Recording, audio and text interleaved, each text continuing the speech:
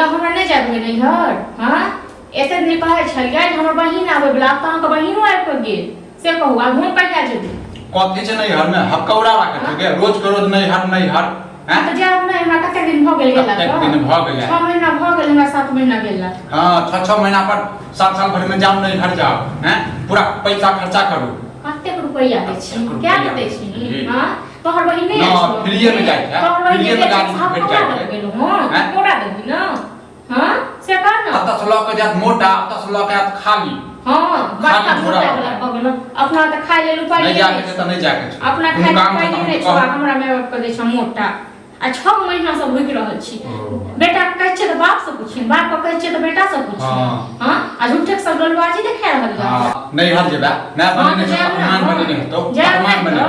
हां करे छ तोरा माय बाप के फोन आ कहै छियै साथिन करबी हमरा माय बाप के फोन करबै ना कथि ले पूछबै कथि ले पूछबै हैं तो हम तोरो तो हमरा पूछै छ तोरो तना गेला के ढार दो तखन तोरो बहिन जे त गेला हां आइला ढार दे ठीक छै ना ढार दे तोरो बहिन जे त गेला का नैहर जेबा त पर नी आ 6 महीना 7 महीना से तै रहल चल नहीं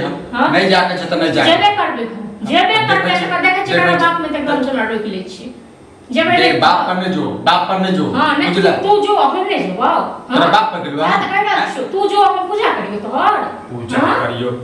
कहियो हैं कहियो कहबो करबा पूजा कथि के पूजा की करबो जे कमे हमे कहीं के दै छै ने घर वाला तकरा लोग पूजा करै छी आ तोरा घर वाला को कोनो अथी नै बुझल न तोरा घर वाला को कोनो पूजा पाठ कोनो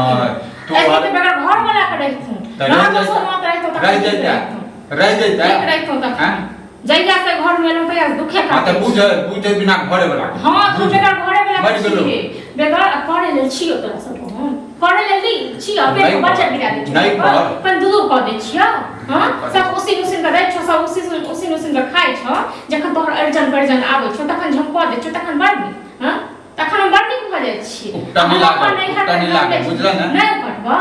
एकटा बात तू कटबौ जे तू कहम से कहबो ना ना हां त जो तोरा अपन अर्जन परजन आबै छ तखन नै कोनो अथी कहै छौ जे इना जे 6 महीना पर 7 साल भर पर जेते हम निर्लज अपन बहिन जे 2 महीना पर आबै छ तखन नै आबै छ तखन आंख में रकौनी भ जाय छ